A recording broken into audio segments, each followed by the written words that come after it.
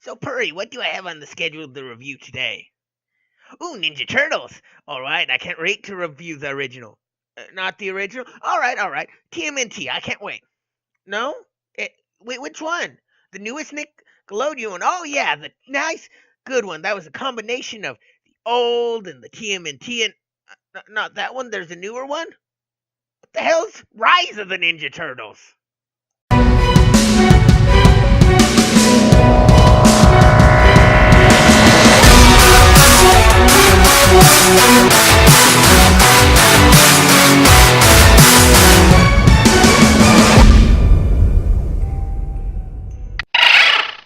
Hey there, ghosts and ghouls! Warlock Boo here! And there's something you should know about me. I love the Teenage Mutant Ninja Turtles. It was my favorite show growing up. I watched the original over and over again. I broke the VCR because I watched the live action movie so much and melted the damn tape. I love Ninja Turtles. I have watched every series of it. The original, the little bit over the top couple episodes, one where they turned into monsters, the live action movies, the stupid live action movies, the TMNT, the new Nickelodeon one 2015 version, I think it is. The even the Out of the Shell musical tour I had on VHS. I even liked the stupid one with Venus de Milo as a character, their long lost sister. I love Ninja Turtles. I've read the comics. I have the I've read even the Batman meets the Ninja Turtles both series, and I'm waiting for the third one they're coming out with, and the animated movie they're coming out with of it. That being said, I don't like the newest version. Rise of the Ninja Turtles. Sorry, Rise of the Teenage Mutant Ninja Turtles is not that good. Okay, let me talk about it. So, last year they announced they were making a new Ninja Turtle series, Rise of the Teenage Mutant Ninja Turtles. It was supposed to take place, it was supposed to come out after the ending of the last Nickelodeon Ninja Turtles, which was considered one of the best versions. It really is. You can look that up. I had to do some research. I was like, nah, I think someone would probably say the original. No, this is considered the best. And in my opinion, it was. So coming off the back of that, this already had a bit of a thing that people were going to already compare it to.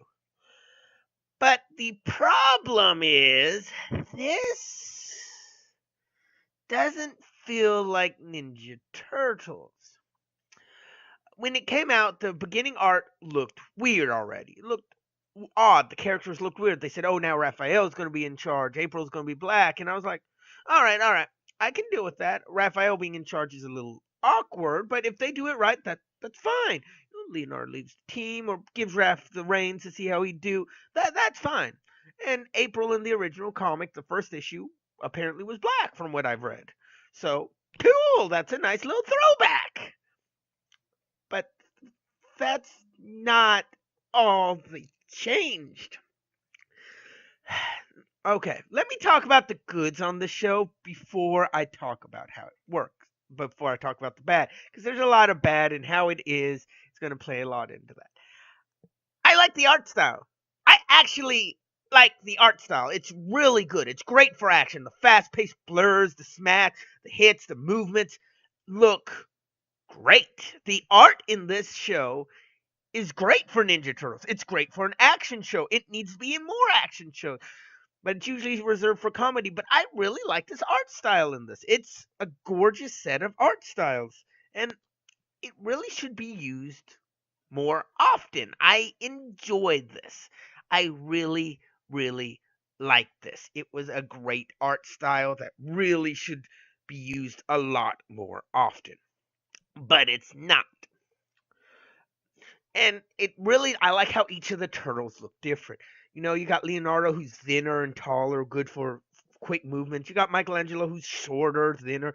You got Raphael who's big and bulky. You got the one I least like the design of is Donatello. He's tall and he just always has this serious face. And I don't like that. Yeah. Also, I don't like the design of Splinter. In all of the series, he looks like a ninja master. He looks old. He looks thin, like he's and in good shape, but at the same time, he's old and kind of frail, but he's tougher than he looks. In this, he's short and fat. Why did they make their ninja master short and fat? He looks horrible. I'll get more onto the sins of this version of Splinter in a bit. What else do I like? I like the voice acting. I actually like the voices they got for this. They all have New York accents. And that makes a lot of sense. I always liked when they gave Raphael a bit of a New York accent. They're New Yorkers. They should have New York accents. So why don't they usually? So I love the fact that they all have a kind of New York accent coming off of this. It's actually a very small detail that probably annoys other people, but I just love to death that they sound like where they're from. Like, I hate when you get a character that's supposed to be Southern or something, they don't have an accent. You get a character from Russia or France, and they don't have an accent. They should have an accent of where they're from. It adds a little more personality to the character and what they are, and a little better, and it just lets you understand the character better because, oh, they're from France, but they sound English. Oh, well. If they're from France and sound French, you always remember they're from France, and that gives them a nice little thing. And now, don't go over the top with the accents, but give them an accent. And I like that they did that in this. It's a really nice thing.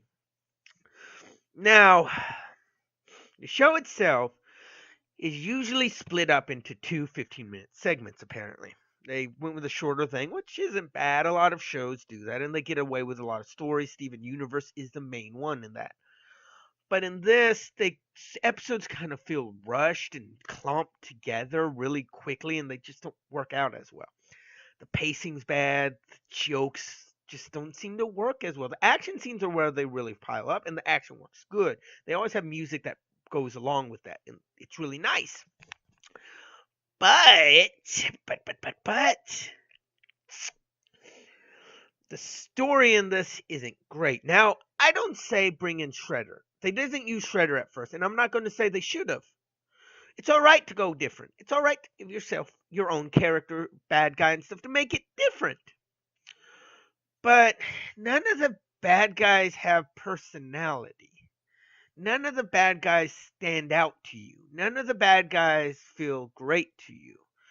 And that's sad because Ninja Turtles have always had very interesting bad guys. Even the one-shotters, like in TMNT, Garbage Man, who was still interesting. He was still kind of cool. But in this, they all are kind of boring. That's a sin here.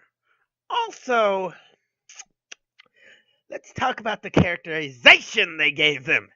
This is where the show fails miserably. This is what breaks it down. How it falls. In this show, all of the damn characters act the same. Every one of them, with the exception of April, strangely. April's the only tolerable one in this show. The Turtles are all assholes, jerks, and annoying. And Splinter, Splinter is the worst of them all. Splinter is a jerk. He's annoying. He's an asshole.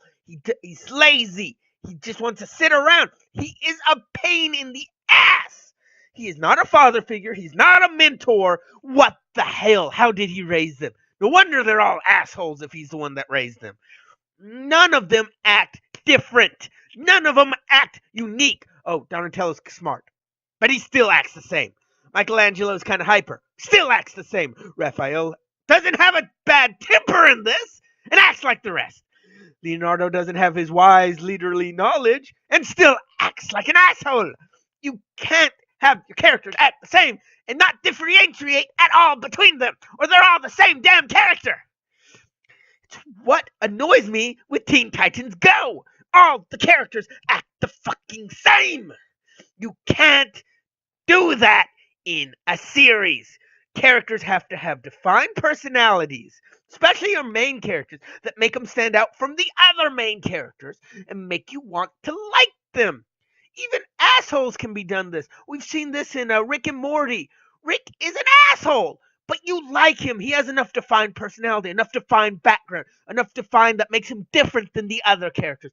Bender from Futurama is an asshole, but he's still a fun asshole. He acts different. Does different things. He likes different things. He is not the same as the other characters. And that's the problem here.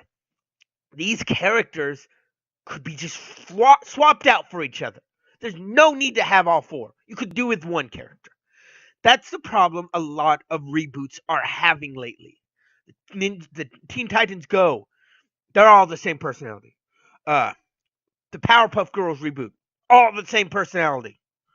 You can't do that. You can't reboot something with characters people like and make take away all the aspects people like and only leave certain things and then just make them all assholes. That's not what people like. Yes, people like an asshole character. People love Rick. People love Bender. Stop, not Bindi. People love characters like that. People love Deadpool. But each of those are different. They are not just assholes. They are not just jerks. They are not just annoying. They have so much more going for them. A lot on their history, a lot on what they do that makes them different, a lot of small little differences that make them feel unique.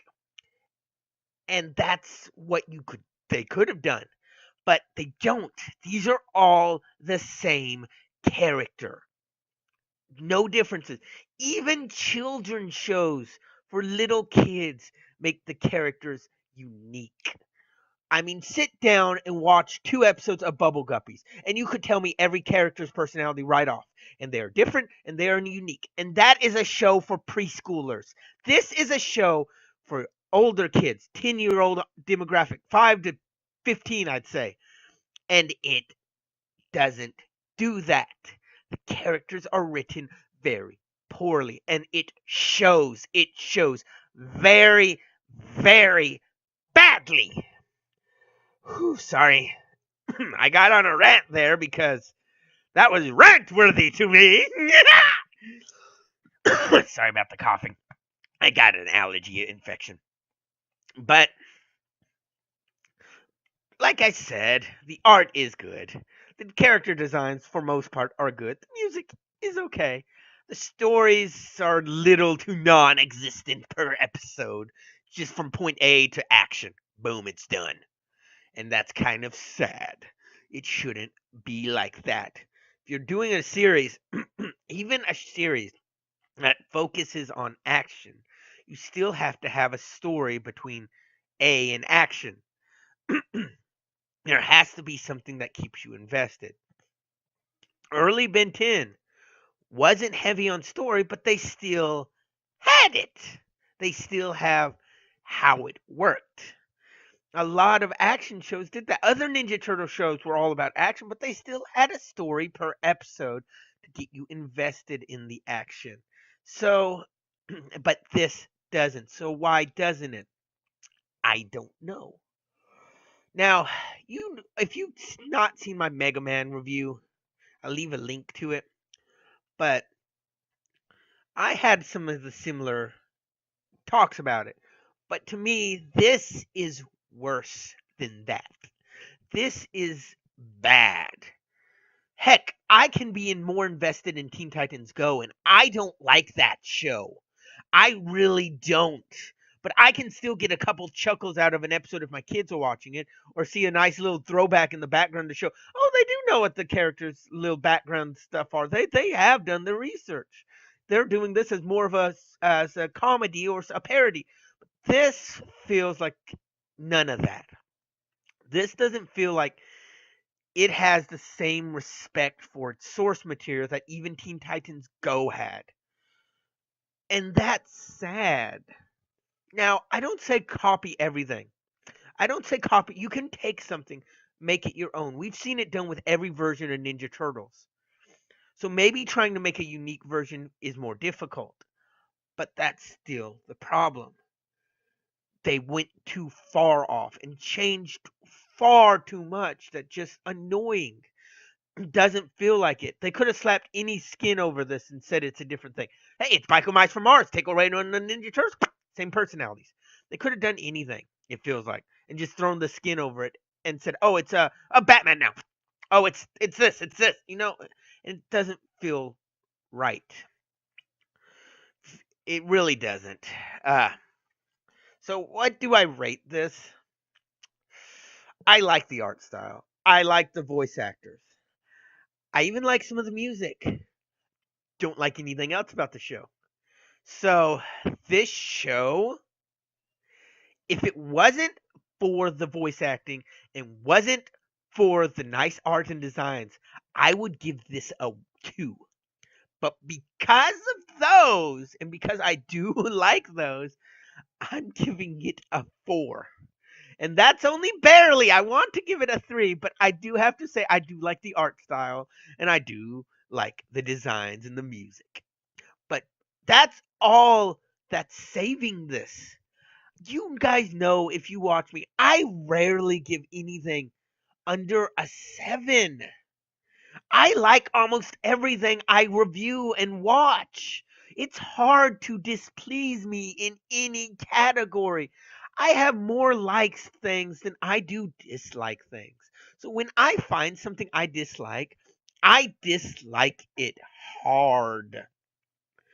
And that makes me sad because I love Teenage Mutant Ninja Turtles. My whole life I've loved them. Every version of them I have watched and liked until this. You, Nickelodeon, have taken one of my favorite things that could never do wrong in my eyes and made it do wrong. How could you do that? I always watch Ninja Turtles with childlike glee. Heck, even the stupid live action version from the guy that made Transformers, I can still give you some redeeming quality values about it. At least the characters acted like they should. At least some of the designs were uniquely interesting. But and I felt like he understood some of the source material. But in this, I don't. I really, really don't. I did not like this. I do not recommend it to anyone. It's not going to hurt you by watching, so I'm not going to say don't watch it, but I'm not going to recommend it. This show was bad. I don't like it. And that's bad for me. But what do you think? What did you think of the show? Am I being overly harsh and overly criticizing of this? Tell me down below. But until then, this has been Warlock Boo. Hoping to be spoken y'all later. Bye.